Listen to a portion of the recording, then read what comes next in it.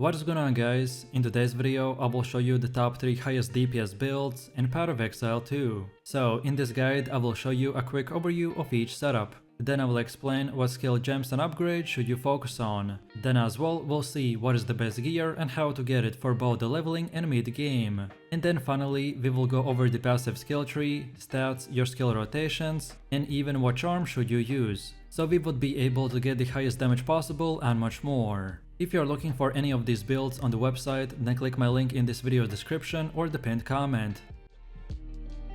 This setup is a big AoE build which focuses on armor breaking offensively, and then the block defensively. Our main playstyle will revolve around using the Stampede skill, which will charge our character forwards and create patches of jagged ground, which then are exploded when the final slam portion of the ability is executed. By us using the Ancestral Warrior Totem skill with the Jagged Ground support gem, this will create now 2 patches of the jagged ground per each use, and will also be exploded by the Stampede. So we will be able to basically one-shot huge amount of grouped up enemies. Then also for leveling and mid-game we are going to be using a 2-handed mace, and taking the anvil's weight and the imploding impacts for the first 2 ascensions. While then later, when we have enough strength, we will invest into the Giant's Blood Keystone, which will unlock the ability for us to use a 2-handed weapon in just one hand, so then we can use the shield on our off hand. So with all of this said, let me show you the build. For main class we have chosen the warrior, and our ascendancy is the warbringer.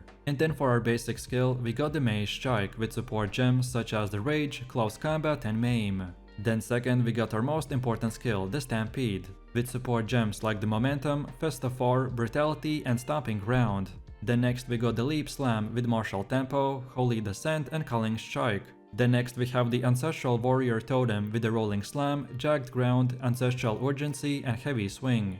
Next we have the scavenge planting with the vitality and the cannibalism. Then next we have the hammer of the gods with the second wind, hourglass, execute and the concentrated effect.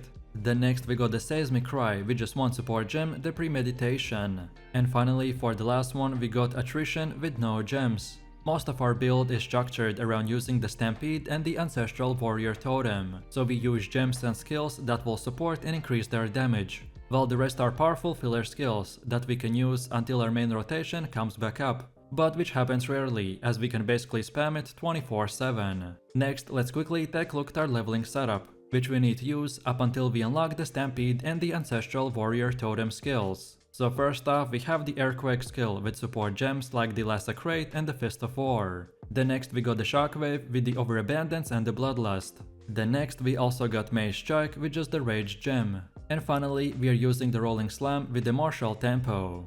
Next we have our passive skill tree. For most new players this can seem extremely daunting, but actually it's quite simple. In extremely simple terms, every character is granted 1 passive skill point every time they level up, and are sometimes even granted more from completing certain quests. In general we have 3 node types, so small nodes, notable nodes and the keystones. All of them will act as checkpoints that you want to reach and make a path to build around a specific playstyle. So let's take a look at our setup, and we want to start at the melee damage node and make our path like this until the brutal node. Then next we take smash and make our way to the singular purpose like this. Then now we go back and take Relentless for early game recovery, and then from here we again go back to previously where we left off and keep going forwards, and then take the right path until we get to the Resolute technique. Then now we go back where our paths split, and then we take the right side and make our way all the way to the Hail Heart. Also, while we are doing this, on our way we can grab the Spike Pit. And then from here, after you get your first ascension into the Anvil's Weight, then now you can begin filling out all the other armor break nodes and all the other nodes that you can see in this tree. And from here there's no specific priority that you should follow. And then finally, let's go back all the way to the middle again, and for our ascension setup this is what we have. So at the beginning you want to unlock the Anvil's Weight, then get imploding impacts, then now get the Renleesh training, and then for the last one take the turtle charm. To simplify my decision making and so you could easier understand, then we wanted to prioritize the brutal, smash and the singular purpose nodes, as this will give us the biggest build upgrade, so we wanted to get them first. And then for the rest we wanted to invest into more recovery, more defense, and just more damage, which will make our character extremely powerful. In POE 2, earning skill points take a lot of hard work, so it will be wise not to spend your skill points recklessly. You can of course refine your passive points later, but only at a cost, so following a specific setup is extremely useful. If you're following the setup, then make sure not to deviate from it, as some of my decisions that I make might not make sense at first, but is going to definitely pay off later. So please use the exact same path as I have right here, and don't forget to check this video's description to find the link for this website, and this should make it easier to follow the path. Next we have our gear. The weapon of our choice is the Expert Forge Maul with the critical and speed. And this is not required, but you can also, if you want, get the extra stats like the added flat physical damage, increased percentage to the physical damage, and increased attack speed. Then for the helmet we have the Advanced Elite Grade Helm with armor, and for the extra stats we want to get the max life, max strength, and cold resistance. Then for chest we have the Abyssal Cuirass with the armor, and for the extra stats we want to get max life, more strength, and fire resistance. Then for the belt we have the Fine Belt with the Flash Gain or 0.2 charges per second. And for the extra stats we want to get the max life, more strength, and cold resistance. Then for gloves we got the Advanced Tempered Mitts with armor, and for the extra stats we want to get the max life, more armor, more to all attributes, and cold resistance. Then for boots we are using the Expert Stone Greaves with armor, and for extra stats we want to get the max life, increased movement speed, and the lightning resistance. Then for our first ring we got the Ruby Ring with the fire resistance, and for extra stats we want to get the max life, more strength, or just more resistances to all elements. While on the second one we got the Sapphire Ring with cold resistance, and the extra stats are max life, more to all attributes, and more percentage to all elemental resistances. And then finally for the amulet we got the Ember Amulet with more strength, more max life, and fire resistance. As the game just launched, so this is the starter setup, which should be more of an example of what stats and prefixes to look for. But remember that your weapon will be the most important upgrade, so prioritize flat added physical damage, percentage increased physical damage, and percentage increase to attack speed. Specifically, the physical damage roll will be the most important one, as your skills themselves do a lot of conversion. And then for defenses, make sure you're regularly updating the base type of your gear, so prioritize pure armor base types, and look for a combination of modifiers for life, resistances, and strength. Also, movement speed on boots is a good option as well. And now finally, let's quickly take a look at how this build will work. So, we want to start our main rotation by using the Stampede, which will create patches of the jagged ground, which are exploded when the final slam portion of the ability is executed. Then after that we use the Ancestral Warrior Totem, which will create now 2 jagged grounds. And then finally we use the Rolling Slam, which will also explode the Stampede and do massive amounts of AoE damage. Then from here we can use the Leap Slam to reposition and get great recovery because of the Holy Descendant support gem. Then the Hammer of the God skill is our finisher for tankier targets, so use it when the boss is at or below 35% HP, so we could benefit from the Execute support gem. And by the way, if you don't have enough spirit to maintain the Scavenge Planting and the Attrition, then feel free to use the Scavenge Planting during the general gameplay and deactivate it to then activate the Attrition for only against bosses. As you can see, this rotation is pretty straightforward. All you need to do is basically keep spamming the main rotation and use the rest of the filler skills for bosses or depending on the specific fight. This setup is very unique because we are going to be utilizing the Tempest Fury for the huge speed and distance buffs, so then we could proc the cast when shocked and summon hundreds of lightning balls to shock the enemies around. It also utilizes the cast on critical to occasionally spawn the Orb of Storm to increase our CC and DPS potential even more. If you're looking for a fun monk starter build with leveling and mid-game setups, then here they are. So let's move over to the build. For our main class we have the monk, and our ascendancy is the invoker. Because of our weapon, our basic skill is the quarterstaff strike. Then second we got the Tempest Fury with support gems such as Conduction, Martial Tempo, Crescendo, Soul Thief, and Life Thief. Then next we got Cast on Shock with support gems like the Ball Lightning, Lightning Mastery, Wild Shards, Impetus, and Scatter Shot.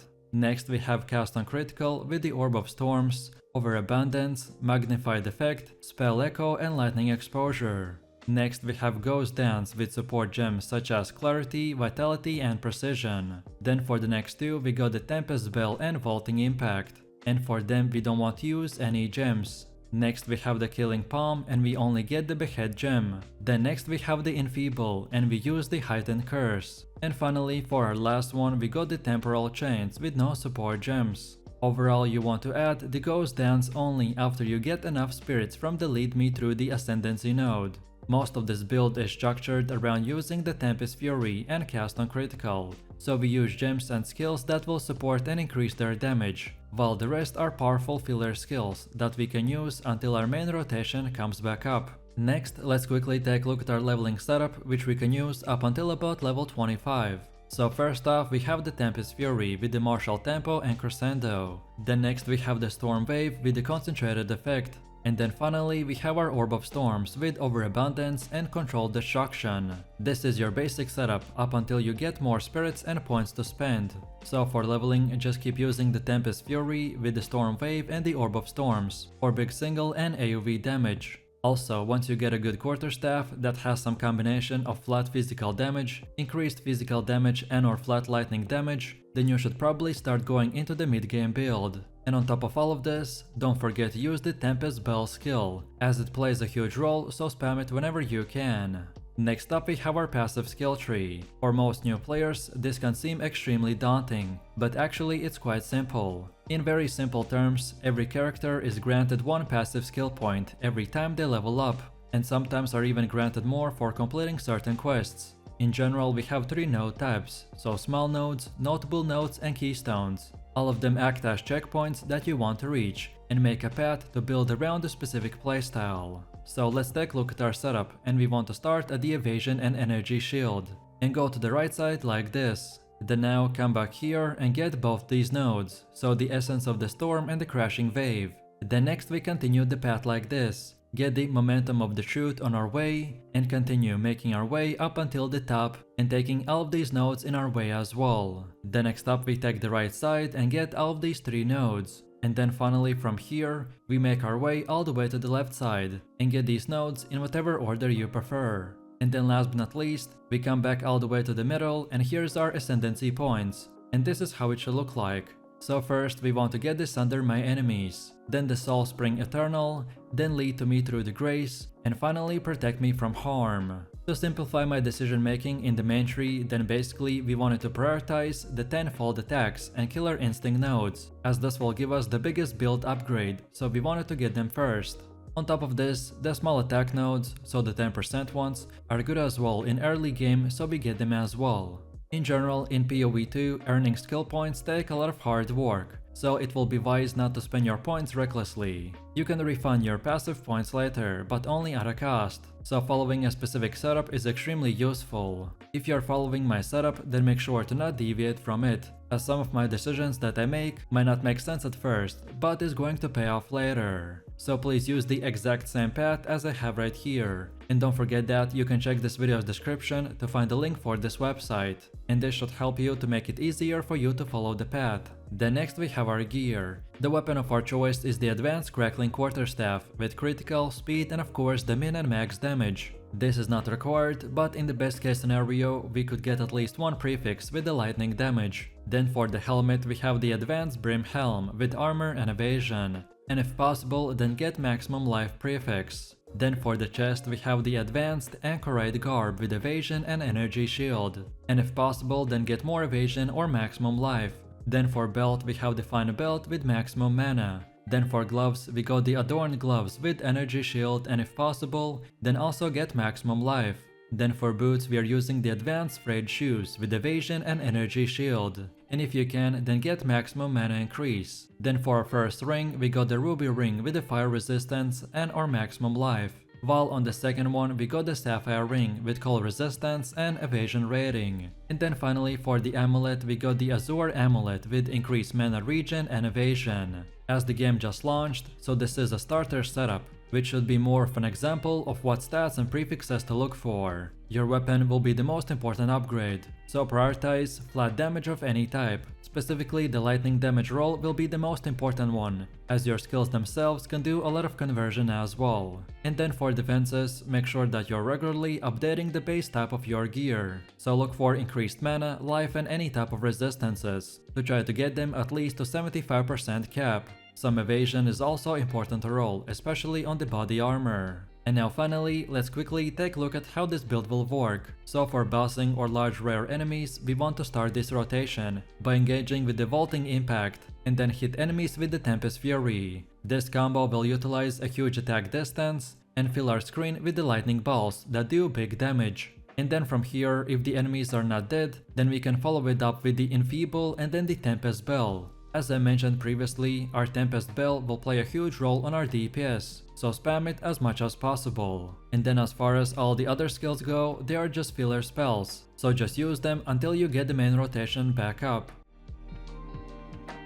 This setup is very unique because we are going to be freezing enemies with the permafrost bolts, which will give us frost fires, so then we will be able to drop explosive grenades that can detonate, and with the explosive shots we will do massive amounts of damage. This build is great against bosses and other large enemy groups, as we can CC the enemy while our fuse is going on, and then we can detonate our AoE skills and clear anything and everything in our way. So let's move over to the build. When you get to it, you want to pick the Witch Hunter Ascendancy, but if you're leveling, then the basic mercenary class will work as well. And first we have our skills. So for the main spell we have the crossbow shot with no support gems. Then second we got the permafrost bolts with support gems like the glaciation, then the ice bite and also the deep freeze. We chose this skill because we want to push hard into the freezing effect. So then once we freeze our enemies, we can then drop a huge ignite on them with explosive grenade and do a huge amount of DPS. Then next we got the explosive grenade with support gems like the Frostfire,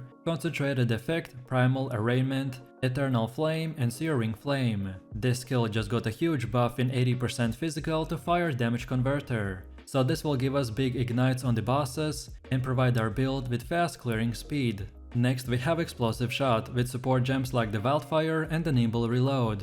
Then next we have the Herald of the Ash with support gems such as the Clarity, Vitality and Precision. Then for Flash Grenade we got one support gem called Brutality. Then for high velocity rounds we have the Scattered Shot and Double Barrel. And then finally for our Galvanic Shards we got support gems like the Lightning Infusion and Pierce. As most of our build is made around the permafrost bolts and grenades, so we use gems and skills that will support and increase their damage, while the rest of our powerful filler skills we can use until our main rotation comes back up.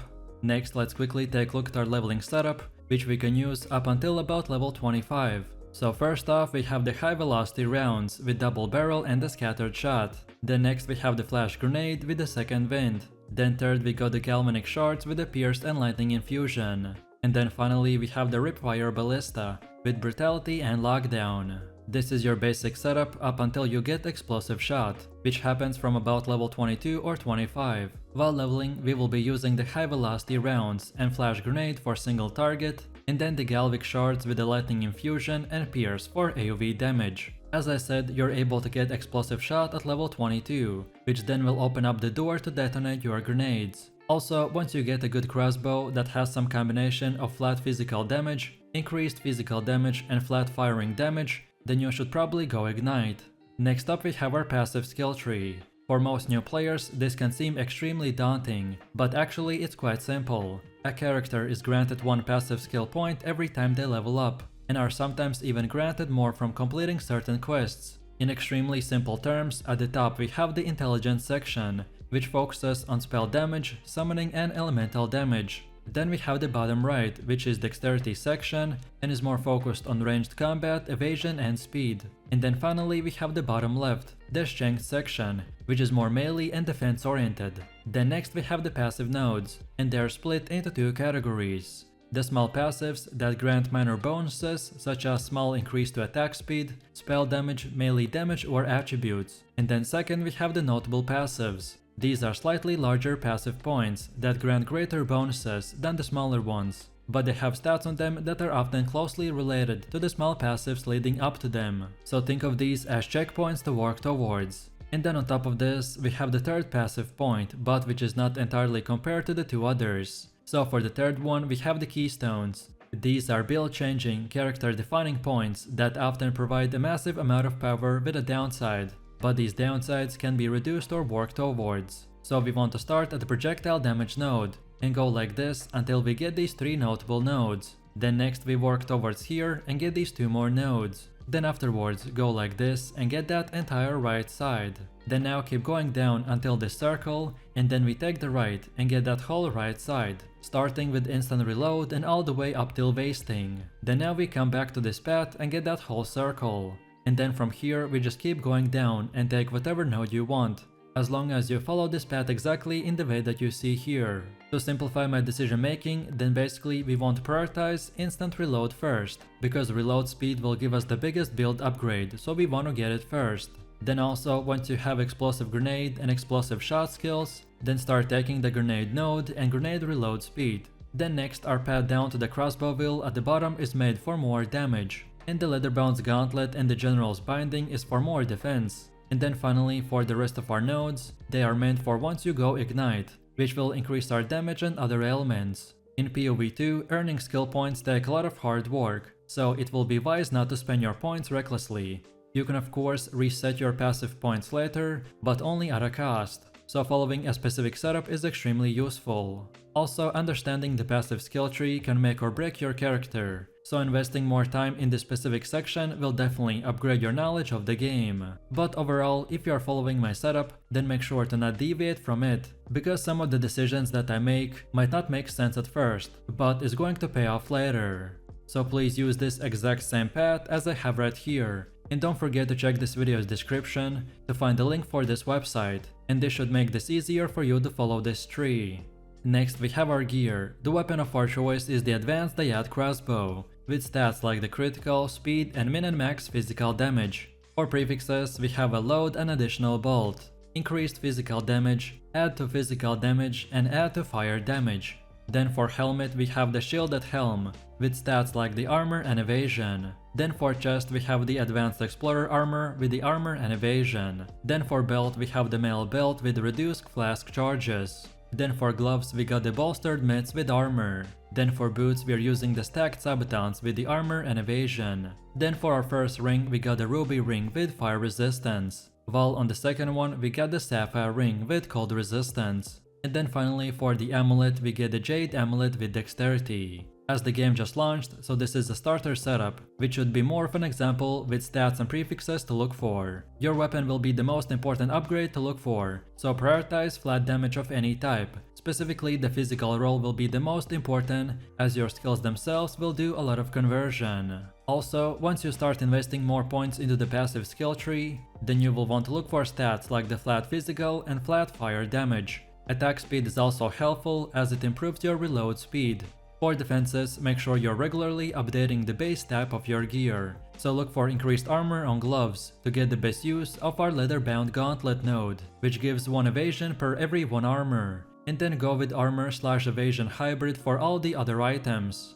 And now finally, let's quickly take a look at how this build will work. So for bossing on large rare enemies, we want to start the rotation by using the permafrost bolts, which freezes them and gives us the full bonus from the frost fire. Then afterwards, we drop explosive grenades and either way wait for the fuse or hit them with the detonator skill, which does not have a consume freeze support on it. And for this, in this rotation, I'm using the explosive shot. And then from here, we want to finish it off with the high velocity rounds and or galvanic shards. And then the rest of our skills are filler spells, which we can use until we get back our main DPS rotation.